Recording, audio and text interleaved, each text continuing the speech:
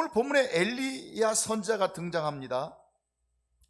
이 엘리야 선지자를 가리켜 우리는 선지자의 원조라고 할 정도로, 꼭 원조는 아니에요. 왜냐하면 다윗 왕 시대에 사무엘 선지자도 있었고 나단 선지자도 있었습니다. 그러나 사무엘 선지자는, 나단 선지자는 다윗 왕 시대 때 활동하던 선지자인데 그때는 나라가 평온할 때입니다.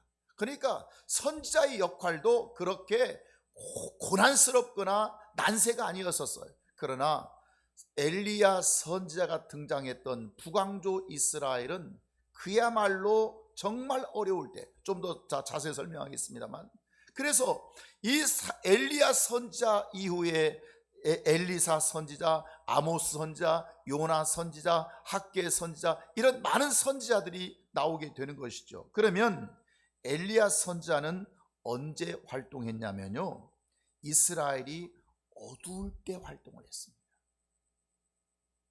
암흑기에, 희망을 잃어버렸을 때, 특별히 정치적으로 엘리야 선지자가 활동하던 시기가 아합 왕이라고 하는 이스라엘의 북왕조 이스라엘의 왕 아합이 통치할 때 엘리야 선지자가 통치했거든요. 그러면 이 아합 왕이 누구냐면 오늘 29절 보십시오. 자, 29절 보면 오므리의 아들이라고 합니다. 오므리, 아버지가 오므리예요. 오므리 왕이에요. 오므리 왕의 아들인데 사마리아에서 몇 년 동안 이스라엘 통치하죠? 22년 동안 통치하게 돼요. 그러면 그의 아버지 또 오므리는 어떤 사람인가? 25절 보면 같이 한번 읽어볼까요? 시작. 오므리가 여호와 보시기에 무엇을 행해요? 악을 행하는데 어느 정도 행해요? 이전의 모든 사람, 모든 왕들보다도 더욱 악을 행하게 돼요. 그래서 26절 보면 이스라엘 하나님 여호와를 노하게 하셨더라. 진노하게 하셨어요. 하나님을. 악을 행하니까. 그리고 죽고 난 뒤에 28절 보면 그 아들 아합이 대신 왕이 되었습니다. 그러면 그 아들 아합 왕은 어떻게 살아야겠습니까? 아버지가 그랬으니 아버지처럼 살지 말고 아버지를 반면교사 삼아서 정신 차려야 되잖아요. 아버지가 그렇게 하나님 앞에 이전의 왕들보다도 악을 행해서 이스라엘을 여호와 하나님을 진노하게 하셨으면 나는 그렇게 살지 말아야지. 이게 정상 아닌가요? 그런데 자, 30절 보면, 오늘 보면 30절입니다. 시작.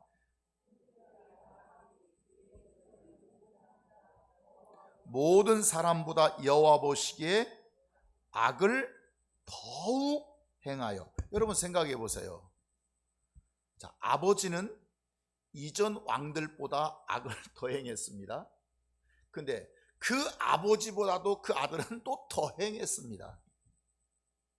도대체 이들의 악함의 끝이 어디일까요? 또 31절 보면 두 번째는 이 아합은 왕은 죄를 오히려 가볍게 여기고, 여러분 죄를 무겁게 여겨야 돼요? 가볍게 여겨야 돼요? 무겁게 여겨야죠. 죄를 두려워해야죠. 죄를 이러면 이래야 되는데 뭐 이것쯤이야. 우리 한국에서 하는 말, 남이 하면 불륜이고 내가 하면 로맨스. 네가 몰라서 그렇지. 난 불륜 안 해. 내 사랑은 말이야. 네 사랑은 거룩하고 남의 사랑은 불륜이냐? 여러분, 죄를 가볍게. 그리스도인들이 왜 영적 생활에 하나님께로부터 만물을 받아내지 못하느냐? 죄를 가볍게 여겨서 그렇습니다. 죄를. 그리고 어느 강단에서든지 뭐 이 죄를 세게 얘기를 하지 않아요. 엄격하게 공의에 서신 하나님을 설명이 되어야 되는데, 이 하나님께로부터 복을 받으려면 하나님을 잘 알아야 돼요. 그런데 하나님을 잘 몰라요. 뿐만 아니라 옛 바알의 딸 이세벨을 아내로 삼습니다. 세 번째는 바알을 섬겨 예배하고 바알의 신전 안에서 바알을 위하여 제단을 쌓았다, 이렇게 말씀하고 있습니다. 그래서 이것을 33절에서 심히 이스라엘 하나님을 어떻게 만들었다고요? 노하게 만들었다고요. 여호와를 어떻게 만들었다고요? 노하시게. 하나님을 진노하게 만드셨어요. 이때 누가 등장하냐면 17장 1절에서 디셉 사람 엘리야가 등장을 합니다. 디셉 사람 엘리야가 등장합니다.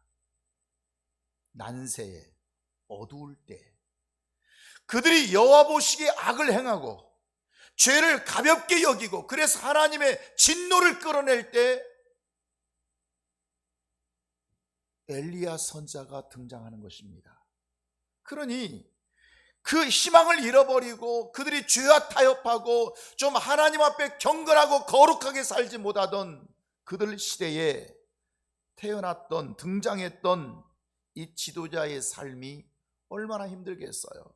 그래서 성경 보면 3절에 보면 그릿시낫가에 숨고, 또 4절에 보면 까마귀들을 통해서 얻어먹고, 그 다음에 그 시냇가에서 시냇물을 마시고, 그런데 그 시냇물마저도 땅에 비가 내리지 아니하므로 얼마 후에 그 시내가 곧 말라버리게 되었고, 12절 보면 아들과 마지막 남은 떡을 먹고 죽으려는 과부에게서 그 마지막 남은 떡 한 조각을 얻어먹는 이 처절한 시간을 보내야 했던 것입니다.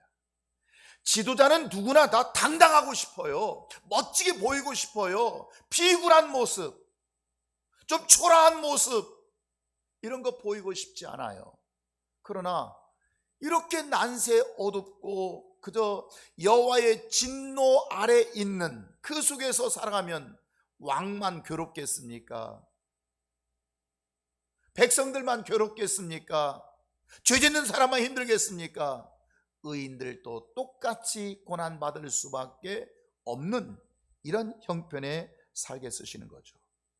하나님은 언제 사람을 쓰시느냐?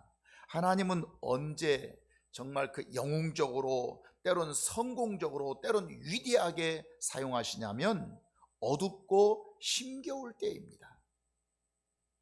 평안할 때, 평탄할 때는 인재가 나오지 않습니다. 지도자가 나오지 않습니다. 인물이 나오지 않습니다. 그러나 진정한 인물은 언제 나오냐면 시대가 패역할 때. 이 패역이라고 하는 것이 뭐냐면 어두운 시대, 깨닫지 못하는 시대를 의미하게 되는 것입니다. 등은 있지만 밝히지 못하는 시대, 이게 무슨 의로운 시대가 되겠어요? 소금은 있지만 부패를 방지하지 못하고 또 썩고 썩은 세상에서 살아갈 수밖에 없는, 등대는 있지만 불이 꺼져버려서 난파선을 인도하지 못하는 오늘날 한국교회 현실이 바로 패역한 시대라고 이렇게 말하게 되는 것입니다. 이런 패역한 시대에서 인재가 나와야 되는데, 인물이 나와야 되는데, 하나님의 사람들이 나와야 되는데, 사람들은 그 패역한 시대 속에서 물을 거슬러 올려가려고 하기보다는 그냥 섞어 살기에 바쁘고요, 섞여 살아서 그냥 어떻게 생존하려고 하는 습성이 훨씬 더 많죠. 여러분, 사사시대가 있었습니다. 이 사사시대의 공통점이 있습니다. 하나님은 언제 사람을 쓰셨냐면, 자, 메소포타미아 구산 리사다임이 8년 동안 이스라엘을 괴롭힐 때가 있었습니다. 그때 하나님은 사사 온니엘을 들어서 메소포타미아를 정복해버리고 그 땅을 40년 동안 태평했다고 했습니다. 모압왕 에글론이 이스라엘에 쳐들어와서 18년 동안 이스라엘을 괴롭히고 고통을 주었습니다. 이때 에웃이라고 하는 사사를 통해서 80년 동안 그 땅을 태평하게 만들었습니다. 하솔왕 야빈이 20년 동안 이스라엘을 쳐들어와서 공격합니다. 고통을 줍니다. 이때 하나님은 드보라라고 하는 사사를 통해서 그 하솔왕 야벤을 정복해버리고 그 땅을 40년 동안 평온하게 만들었습니다. 미디안이 7년 동안 이스라엘을 괴롭혀서 온갖 곡식들을 다 빼앗아가고 고통을 주고 있을 때 하나님은 기드온 사사를 통해서 미디안을 점령하고 그 땅을 40년 동안 평온하게 만들었습니다. 사사시대에 하나님께서 쓰신 인물 중에서 그냥 하늘에서 떨어지거나 기회주의자처럼 낙하산처럼 그렇게 지도자가 된 사람이 없습니다. 다 같이 공통점이 바로 뭐냐면 어려울 때, 난세일 때, 고통받을 때, 민족이 순환을 당할 때 그 속에서 부름받은 사람이라고 하는 사실이에요. 많은 교인들은 평안하게 해주세요. 평안하게. 여러분, 복음은 언제 전달이 되냐면 여러분 난세전, 우리가 보통 선교할 때 여러분 평안하지만 선교는 언제 되면 전쟁 때 선교가 더 잘 됩니다. 기근을 만났을 때 선교가 더 잘 됩니다. 여러 가지 어려움을 만났을 때 훨씬 그 나라의 선교가 더 잘 들어갑니다. 왜 그런 줄 아십니까? 하나님은 그런 것을 사용하시기 때문에 그렇습니다. 누가복음 12장에 보면 혼인잔치 비유가 등장하죠. 그런데 누가복음 12장 26절 보면 우리 같이 한번 성경을 읽어보시죠. 시작. 너희는 마치 그 주인이 혼인집에서 돌아와 문을 두드리면 곧 열어주려고 기다리는 사람과 같으니, 주인이 혼인집에서 돌아오면 마치 그 종들은 그 주인을 맞이해서 문을 열어주려고 기다린 사람 같이 되라. 따라합시다. 기다리는 사람 같이 되라. 기다리는 사람 같이 되라. 여러분, 옛날에 결혼은 대단한 축제가 이루어졌습니다. 그래서 이 가진 사람도 있고 못 가진 사람, 가진 사람은 5일도 하고 일주일도 하고 10일도 하고 보름도 하고, 못 가진 사람은 아무래도 짧게 할 수밖에. 하여튼 대단히 큰 파티와 축제를 봅니다. 그리고 주로 결혼의 파티들이 밤에 합니다. 왜냐하면 낮에는 더우니까 주로 밤에. 그래서 신랑 그 친구들과 그 또 지인들과 지내다가 이제 신부를 데리고 신랑 집에 돌아오게 되는데 그날이 여러 날이에요. 자, 그러면 종들 입장에서 보면 얼마나 힘들겠어요. 그 종을, 주인을 수종드려야 되는데 종들이 이건 잔치는 오래 가죠. 또 날은 오래 또 걸리죠. 여러 날 걸리죠. 그러니까 종들의 입장에서는 이게 며칠 날 몇 시에 갈 거야 이게 아니고 그냥 놀다 맨날 시계도 없는 때 그냥 그 파티 벌다가 오니까 종들은 주인을 맞이하기 위해서 마냥 기다려야 했던 거죠. 여러 날 자지 못합니다. 사람이 자지 못하면 제정신이 없는 거죠. 그래도 주인을 맞이하겠다는 일념으로 주인이 왔을 때 문을 열어줘야겠다. 왜냐하면 문을 열어주지 않으면 밖에서 추워 얼어 죽을 수도 있지 않습니까? 그래서 주인을 기다리게 되는 것입니다. 그런데 복이 있는 종이 있습니다. 어떤 종이 복이 있느냐? 37절에 보면 주인이 와서 어떤 종을 보면 깨어있는 것을 보면. 어떤 종이에요? 깨어있는 종을 보면 그 종들이 복이 있으리로다. 이 종은 깨어있어요. 또 38절 보면 주인이 혹 언제 와요? 이경이나 혹 삼경에 이르러서도.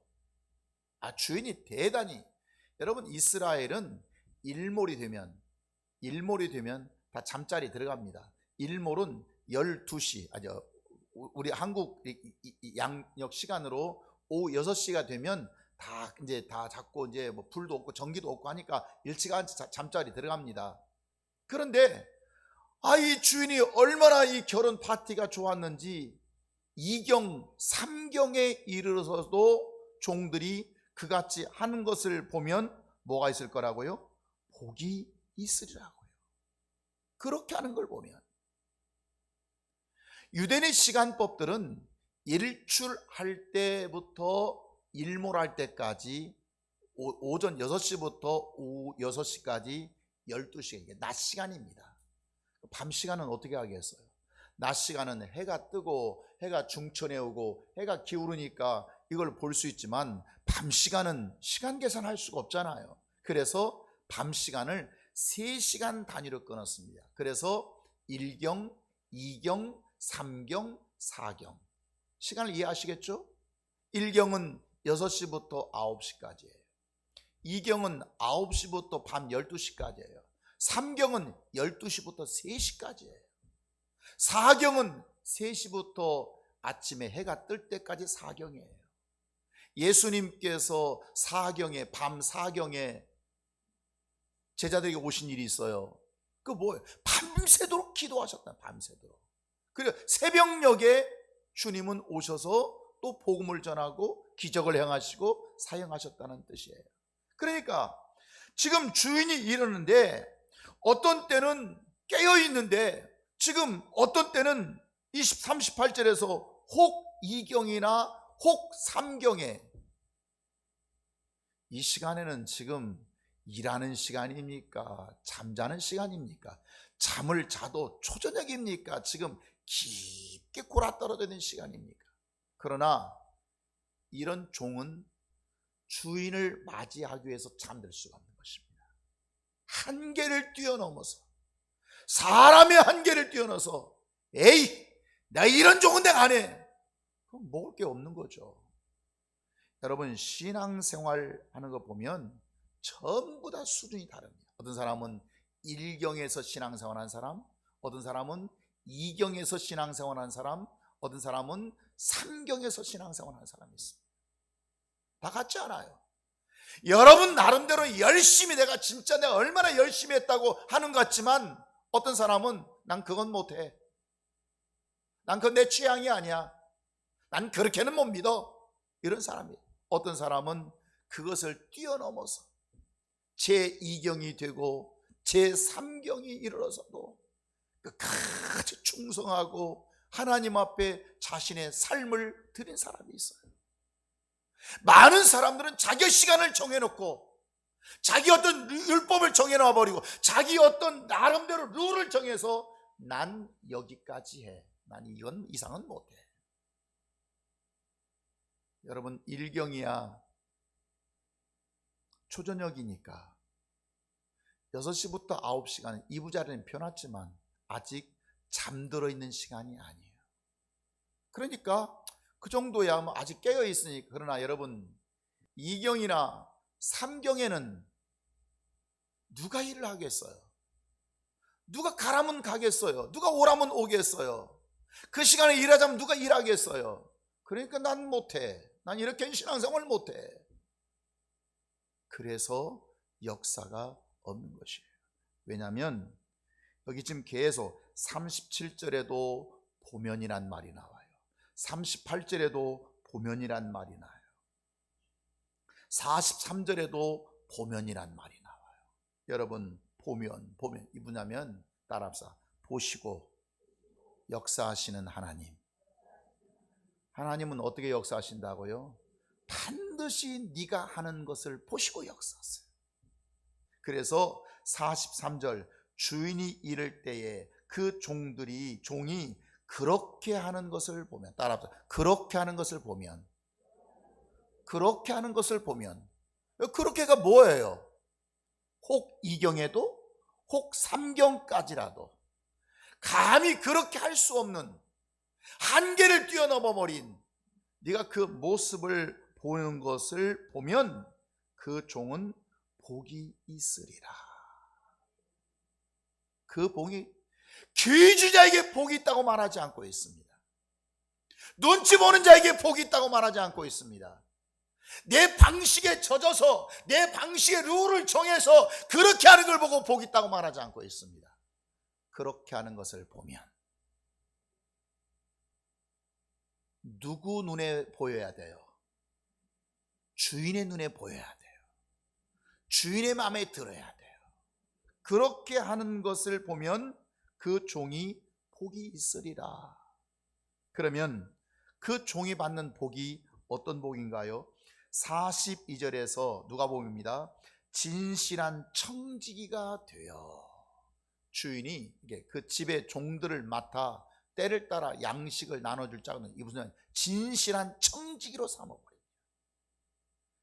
이 사람도 종은 종이요, 종인데 종의 신분이 어떤 종이에요? 종이 종의 일을 하는, 허들의 일을 하고 밥하고 빨래 빨고 김 매고 논 갈고 이런 종이 아니라 어떤 종이에요? 청지기로서의 종이에요. 같은 신분의 종이지만 주인의 일을 하는 종이에요. 주인의 역할을 하는 종이에요. 모든 소유를 그에 맡기리라. 권리를 다 맡겨버려요. 주인이 그 모든 소유를, 만물의 권세, 물질의 권세, 이 종은 소유의 권세를 누리게 되는 것입니다. 복의 권리를 갖게 되는 것입니다. 그러므로 우리가 고난의 시간에, 고난의 때를 만날 때 전능하신 하나님을 볼 수 있기를 바랍니다. 아멘입니까? 전능하신 하나님. 어두운 시대에 태어나지 않는 지도자는 한 사람도 없습니다. 하나님께 복을 받는 사람 중에 우연히 복 받는 사람 없습니다. 다 고난의 시간, 어려움의 시간, 고통의 시간을 겪어서 태어나게 되는 것이지 그냥 태어나지 않습니다. 어떤 의미에서 내가 만나는 고통, 내가 만나는 고난, 내가 참 힘들었던 이 많은 시간들은 어떤 의미에서 하나님께서 우리를 다시 본 어게인 하시기 위한, 나를 다시 거듭나게 하시기 위한 하나님의 기회가 될 수 있다는 사실을 잊지 않기를 바랍니다. 고통의 시간에 무릎을 꿇어서 하나님의 음성을 듣고 하나님 앞에 주님만이 나의 생명의 구주가 되신다고 고백하는 순간 주인의 모든 소유를 맡겨주시는 복 있는 종이 될 줄 믿습니다.